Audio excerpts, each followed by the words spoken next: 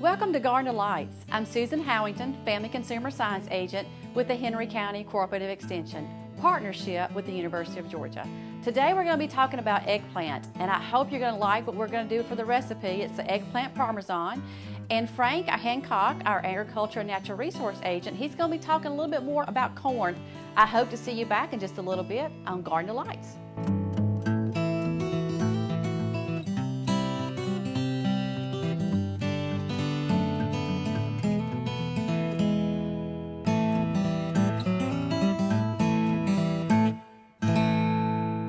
We're talking about eggplants today, and I hope you're going to like the recipe we're going to try later. Is going to be a parmesan, kind of a twist between, like, I think a parmesan chicken, but this is an eggplant parmesan. So if you're vegetarian, this is a recipe you'll probably want to have.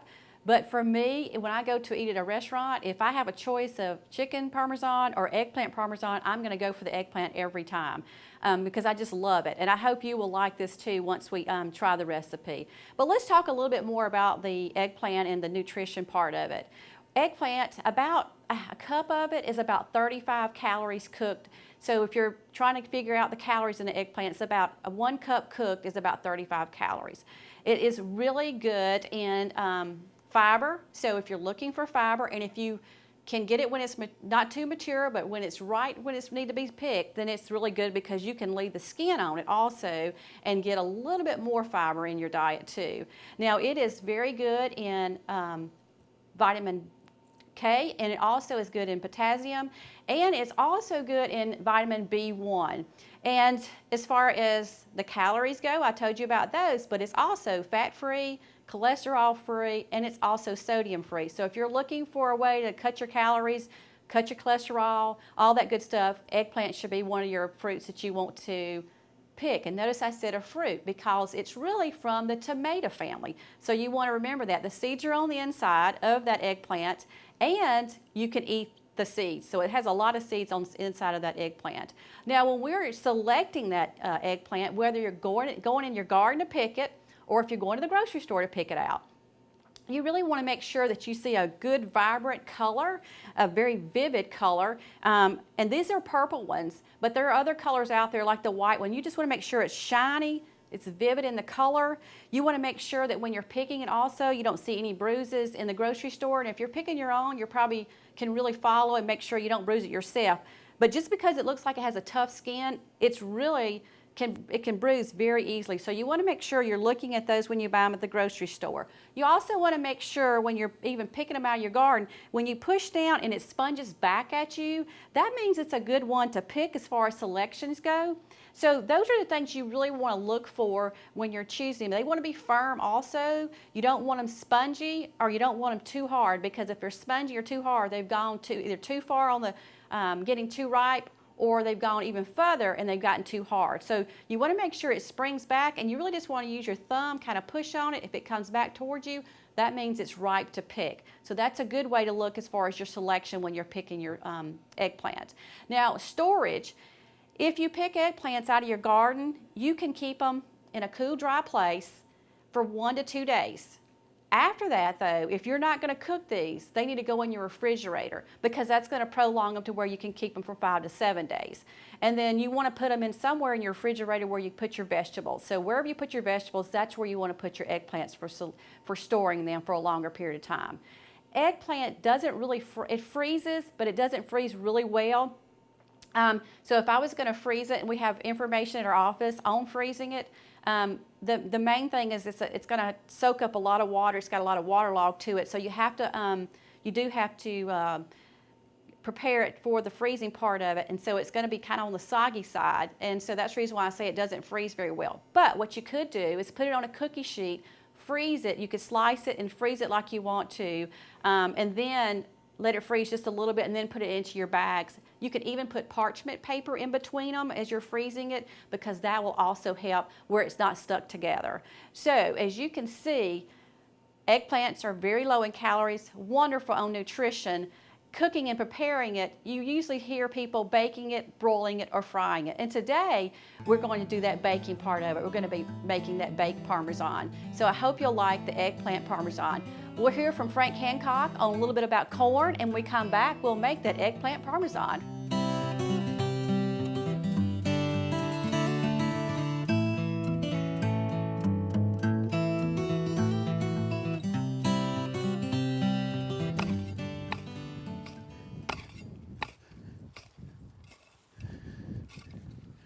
Okay, today we're going to talk about sweet corn.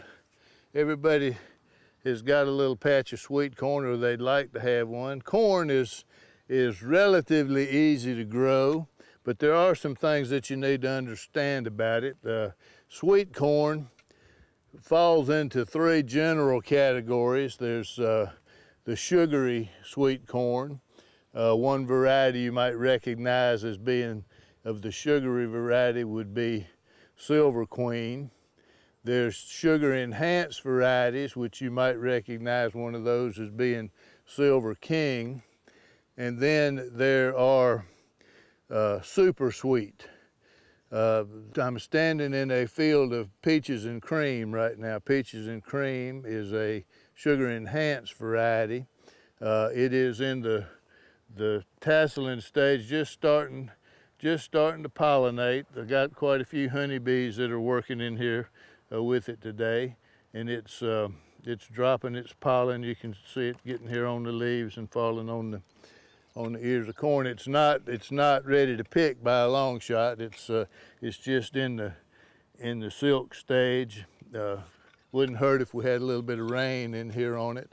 This particular field belongs to Frank Craig. He let us come down here today. As far as pollination is concerned, corn is wind pollinated. So if you're planting corn in your backyard garden, it's better to plant about 4 rows. What we've got in these sections here, there's about 5 rows that have been planted. They get pollinated better. If you just planted one long row, the wind may blow some of the pollen off and not be pollinating any corn with it, and so you'd lose some of that. Corn likes a pH in the 6.5 range. If you got your soil test done, you can see what that is. It likes well-drained soil. It requires a little bit of water. You can plant it. The book will tell you can plant it from March all the way through June. The thing you have to be careful of, though, when you're planting it is soil temperature. If the temperature is too cold, meaning it's like in the mid-50s or below, you'll get a lot of skips. Your germination won't be near as good as you would if the corn is, if the soil is in the 60 range.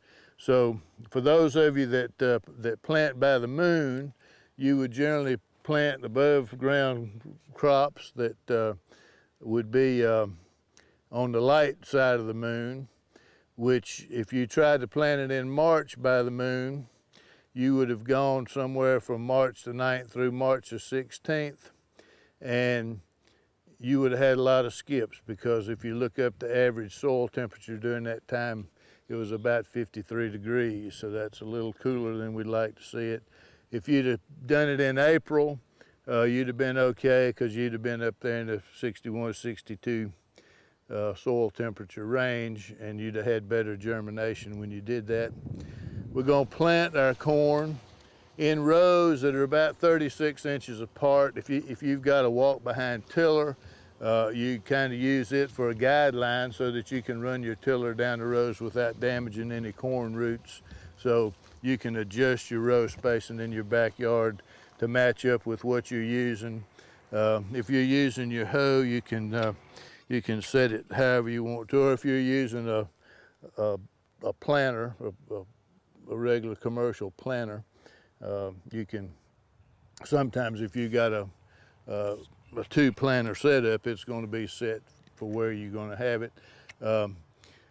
You need to come through and cultivate. You want to get it planted as early as you can. Like I say, the row's about 36 inches apart. The corn's about 8 to 12 inches apart in the row.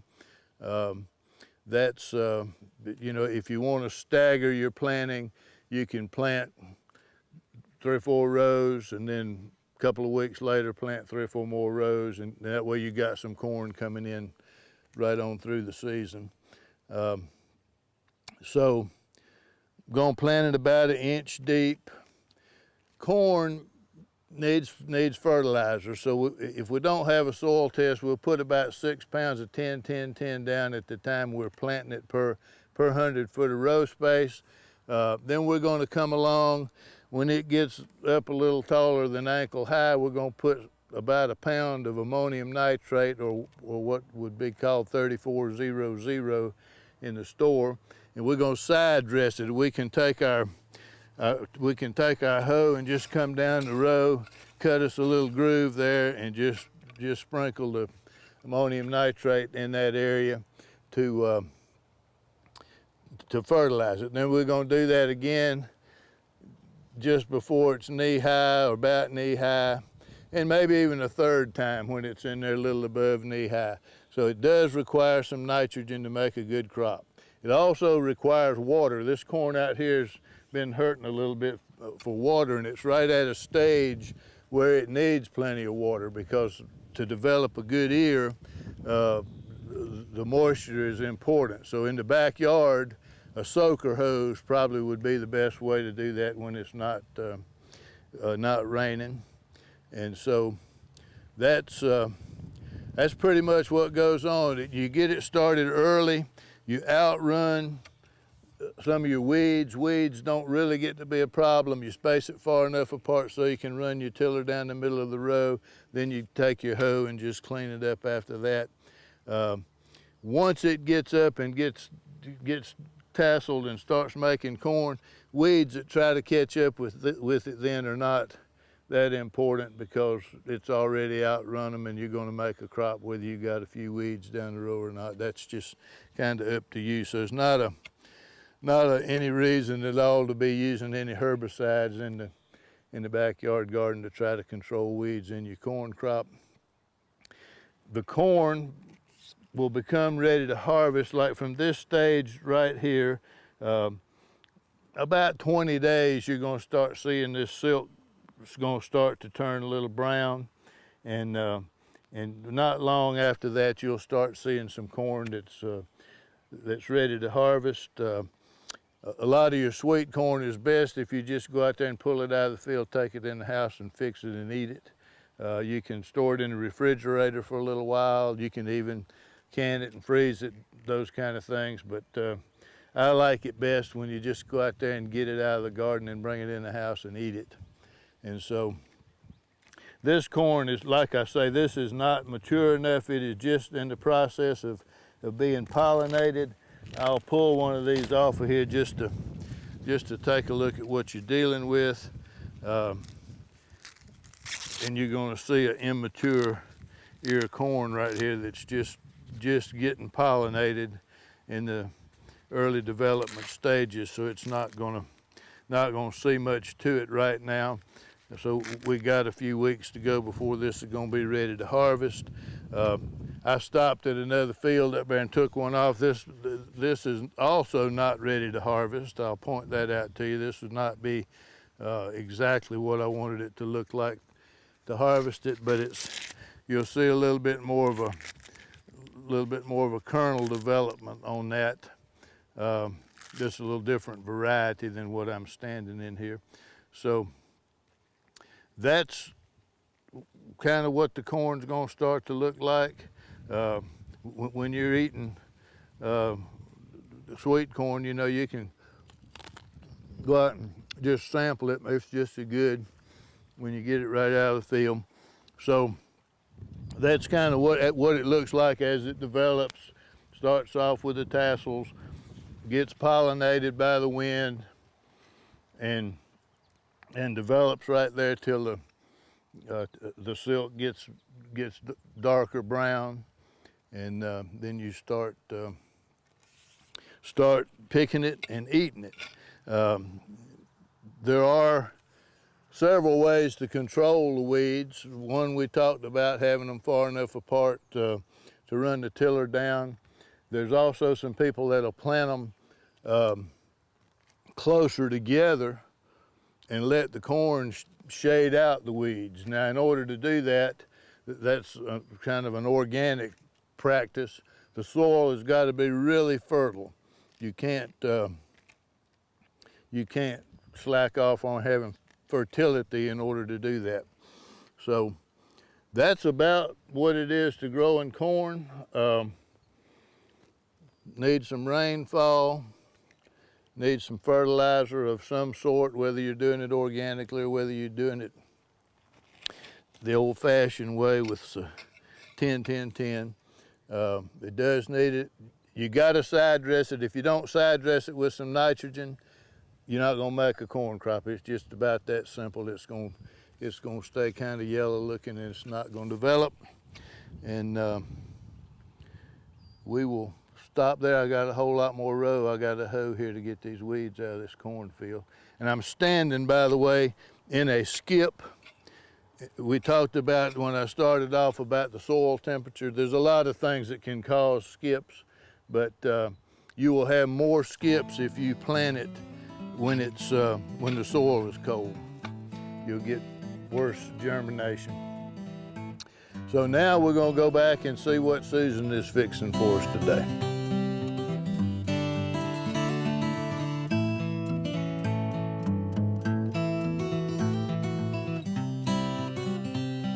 We're making eggplant parmesan, so I hope you're going to like it. It's very simple. I've sped up a little bit of the recipe, so I'm going to go backtrack and tell you what I've done to get up to the part where I have these eggplants already cooked to a certain part.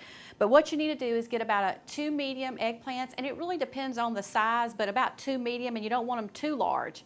And then what you want to do is you're going to cut your eggplant. And I want to show you just a little bit. As you can see, these are cut thin, so the recipe is going to tell you to cut your eggplants thin. And so you're looking for a thin slice of eggplant. So you want to wash them, peel them, and I've already done that, and you peel your eggplants, and once you've washed them, peeled them, you're going to slice them. Now I did them and, them right down the center. You could do them long ways if you wanted to as far as cutting them. So it depends on what you want to do. You're going to need a 9x13 pan, and you need to go ahead and set your oven at 350 degrees. So you want to go ahead and heat your oven up. So far, let me just catch you up what I've done so far. So I've washed it and I've sliced it. And then you need 2 eggs. So you're going to have 2 eggs, and you're going to beat those 2 eggs. And then you're going to need 2 cups of Italian crumbs, breadcrumbs. And if you don't like Italian, you can go just plain if you don't like those. But I use the Italian breadcrumbs. And what you do is you take this eggplant slice, and you're going to dip it into the egg mixture, then into the bread mixture. And then once you do that, I have lined this pan that makes it, to me, easier to clean, because you know me, I'm always looking for something easy to clean. I have lined it with parchment paper, and if you don't have that, you can spray your pan, but I'm hopefully to pick this parchment paper up and wash this pan very easily. But what you're going to do is you're going to lay these out on a sprayed parchment paper with a little bit of spray, and you're going to bake these about 7 minutes on each side. So I've already done that. So these have cooked 7 minutes on one side and 7 minutes on the other side. To me, a lot of people, when I was talking about you can broil them, you can bake them, or you can fry eggplant, well, these have been baked, but a lot of people like just fried eggplant. Well, this is a healthier way to do it because I'm not using the oil. So you need to bake these for 7 minutes on both sides, and once you've done, they're going to look just like this. And then you're going to take about 3 cups about 3 to 4 cups of a spaghetti sauce, and if you want to make your own, you can, and that's what this is. You're also going to need about 2 cups of mozzarella cheese and a 1/2 cup of Parmesan cheese. So this is what we need just to make the recipe. At the very end of me layering this, I'm going to use a 1/2 teaspoon of basil. So that's going to be our last thing, and that's dried basil. So what we're going to do first, to make the eggplant Parmesan, I'm going to take a little bit of the sauce, and my goal is to try to put it at the bottom of this 9x13 cooking dish. And you just want to kind of spread it around. So I'm going to keep taking until I get enough to where it because you're going to lay the first layer of those eggplants on the bottom of the spaghetti sauce. And a lot of people have their own favorite spaghetti sauce, and I'll say go for it. If you have one, use it. But I will tell you need about 4 cups of it. So however much it makes, make sure you make enough for about 4 cups because you want to make sure you can cover for every layer. So I have it at the very bottom, so it looks just like this at the very bottom. And then what I'm going to do is start taking the eggplant, and I'm going to start laying the eggplant on top of the sauce. And I am going to show you this, the first layer I'll show you before I put the cheese on it. I am going to kind of overlap them just a little bit. And it's just going to make a, you think about lasagna with your noodles. I just want to kind of overlap it so when people are trying it, that it's going to be really good that way too. This is about, I think, around 24 slices. So what I'm going to try to do, if I don't overcount myself, is to try to put about 12 at the bottom, and then our next layer is going to be about 12 also. And what I'm doing right now is using the larger ones at the bottom, and then I'll come back and I'll use the other ones. So I'm going to make sure that I have my 12, and I'm thinking that's what I have. So I'm going to add one more because it looks like I have enough to add one more and still have enough for the other layer. So what it's going to look like is I kind of overlapped it. So you're looking for something like this when you put it down for the first layer. After you put your layer of your eggplant, you're going to take a little bit of Parmesan cheese and you're going to sprinkle it on top. And to me, this is going to make it really tasty. And once you kind of get the Parmesan cheese just kind of on top, I want to make sure I have enough and every piece gets some. Then I'm going to come back and I'm going to put a little bit of the mozzarella cheese. And you're going to end, on the recipe, it'll tell you to end with the cheese. So when we get done, that's what we'll end with, the cheese. So I'm going to take a little bit more of the mozzarella cheese, sprinkle it on top. And that should be good. And now I'm going to add another layer of the eggplant. So we're putting another layer. And this is 2 layers. But if you had a large group of people coming over, you could do 3 layers. If it turns out your eggplant, it'll make 3 layers. That's fine. Just remember that you're going to probably have to have more of the sauce. So that's going to be really important when you're making it. But this is about 2 layers. And very easy to make. And once we get all our layers in, keep putting my layers. And put my last layer. So we have 2 layers. And then the next step we're going to do is put some more of our sauce. I'm going to make sure I put a good bit of this, because this we really want to make sure that it's covered. So make sure that you put enough to cover the whole top, because we're going to end it with cheese again. And remember, we put it at the bottom also. I'll spoon a little bit more because I want to be able to spread it out. See how much that goes. You want to make sure it covers and it kind of runs down the side to make sure, because this is going to help it keep the eggplant also moist. A little more on the side here. Okay, so I got my sauce on. So I told you we had to kind of end it with the cheese, so we're going to go again with the Parmesan cheese.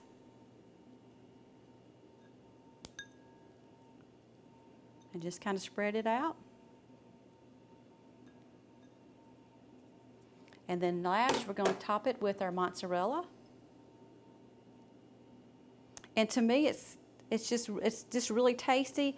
I mean, this is a great recipe if you are trying to cut back on eating meat all the time for every meal. To me, it's a very hearty meal that you don't have to always eat meat. And to me, if you don't like eggplant, you need to try it, because it really adds to the flavor. All this adds to the flavor of it. And I'm going to wipe my fingers off just for a second. And the last thing we're going to add is a half a teaspoon of our basil. So we're just going to sprinkle this on top of the cheese. And about have it on there. So now you see, it's very, very easy to make. and it's going to be very tasty. So what you do, you have your finished product, Parmesan eggplant, and you're going to bake it for 350 in your oven, and hope you've got your oven preheated. So, and then you're going to bake it for about 35 minutes. Now, this is 2 layers, so if you put more layers, you're going to have to cook it longer. But your goal is maybe take a knife, just stick it down in one of them, and if it feels like it's tender and you can pull the knife all the way down, it's done. You don't want to overcook it, because your goal is to have it a little bit firm, because that's the reason why we breaded the eggplant. So it needs to be a little bit crisp to it. So you're going to bake this for 35 minutes, and you're going to really like this recipe. We'll see you back in just a little bit on Garden of Lights. Frank's going to come in and taste our Parmesan eggplant.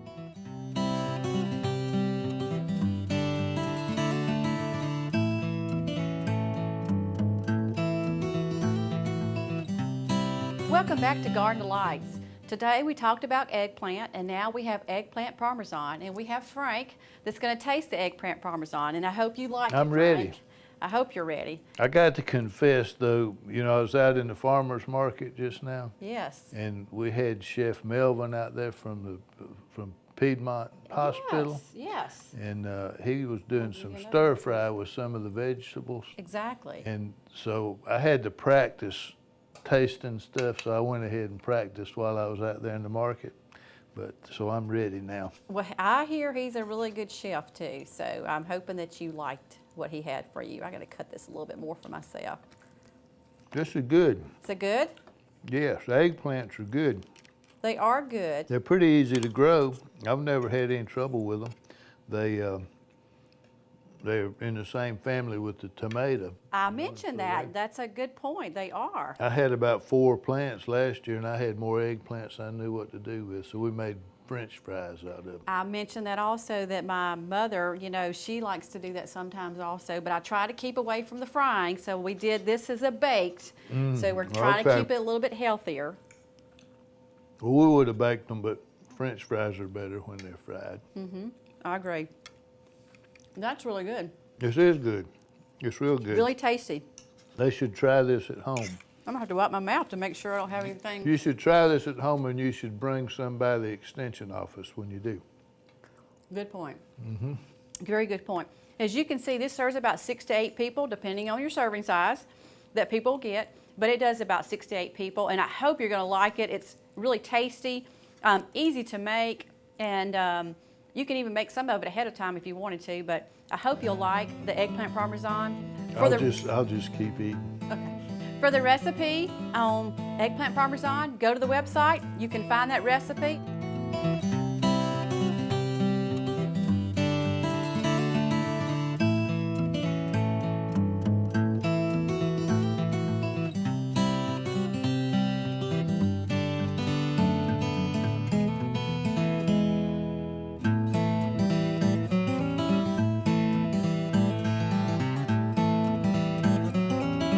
I hope you'll put it in your file for your next thing that you want to cook on Garden of Lights. The only problem is, though, I talked about corn and you talked about eggplant, so. But the good thing is I talked about corn, the baked corn last time, so it just followed right into suit.